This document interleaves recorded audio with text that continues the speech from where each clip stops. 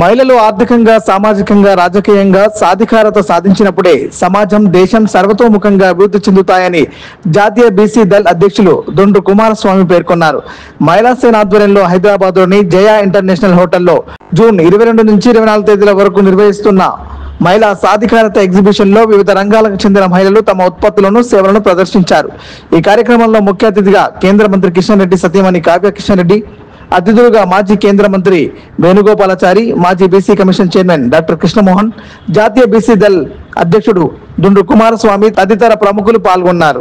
ఈ సందర్భంగా దొండ్రు కుమారస్వామి మాట్లాడుతూ పురాతన భారతంలో మహిళలు పతంజలి, కాత్యాయని వంటి వారు పురుషులతో సమాన హోదా, గౌరవం పొందారని, కానీ వేదకాలం తర్వాత విధించిన ఆంక్షలు, సతీ సహగమనం, బాల్య వివాహాల వంటి ఆచారాలు మహిళలను అసమాన స్థితికి నెట్టాయని వివరించారు.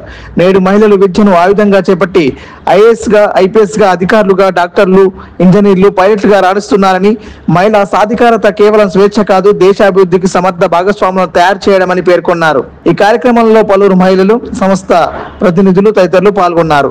నమస్కారం. ఈరోజు మహిళా సేన ఆధ్వర్యంలో అబిడ్స్ ఎగ్జిబిషన్ గ్రౌండ్లో ఈరోజు అంగరంగ వైభవంగా ఈరోజు ఎగ్జిబిషన్ ఏర్పాటు చేయడం జరిగింది.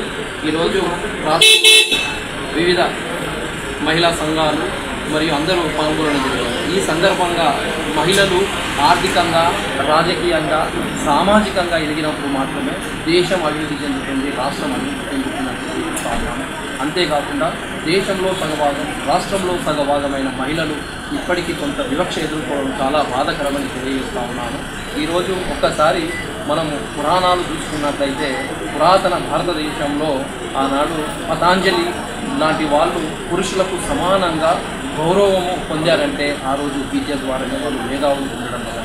అంతేకాకుండా ఈరోజు నేడు మన భారతదేశంలో వేదకాలం తర్వాత చూసుకున్నట్లయితే మహిళలు చాలా వరకు చాలా వివక్ష గురయ్యారు. ఎన్నో ఆచారాల ద్వారా వాళ్ళను అణిచివేతకు మరియు అణిచివేయ ప్రక్రియ జరిగిందని మనందరికీ తెలిసిందే. ప్రతి సగమం కావచ్చు, బాల్య వివాహాలు కావచ్చు, దాని ద్వారా ఎంతో అనగదొక్కిన పరిస్థితి మనందరికీ తెలిసింది.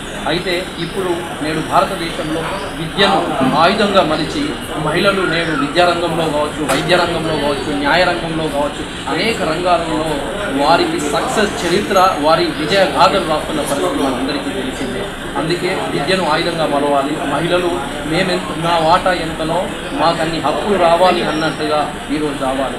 ఏ రంగం చూసినా కూడా మహిళల చరిత్ర సువర్ణ అక్షరాలతో రాస్తున్న పరిస్థితి మనందరికీ తెలిసిందే. అంతేకాకుండా రాజ్యాంగంలో పొందుపరిచిన ఆర్టికల్ 14 కావచ్చు, 15(1) కావచ్చు, 16 కావచ్చు, లింగ వివక్ష వ్యతిరేకంగా కావచ్చు, సమాన హక్కులు కావచ్చు వాళ్ళకు పొందుపరిచింది. అలాగే వారి కోసం ప్రత్యేకమైన చట్టాలు కూడా చేయడం జరిగింది. ఈరోజు మహిళలకు చట్టమైన అవగాహన సదస్సులు కూడా మనం ఏర్పాటు చేయాల్సిన బాధ్యత కూడా మనకు ఉందని తెలియజేస్తున్నాను. ఇలాంటి కార్యక్రమాలు మరెంతో మందికి ప్రేరేపించి స్ఫూర్తినిచ్చి మహిళల సాధికారతకు ప్రతి ఒక్కరూ విజయ డంక మోగించాలని తెలియజేస్తున్నాను. జై హింద్.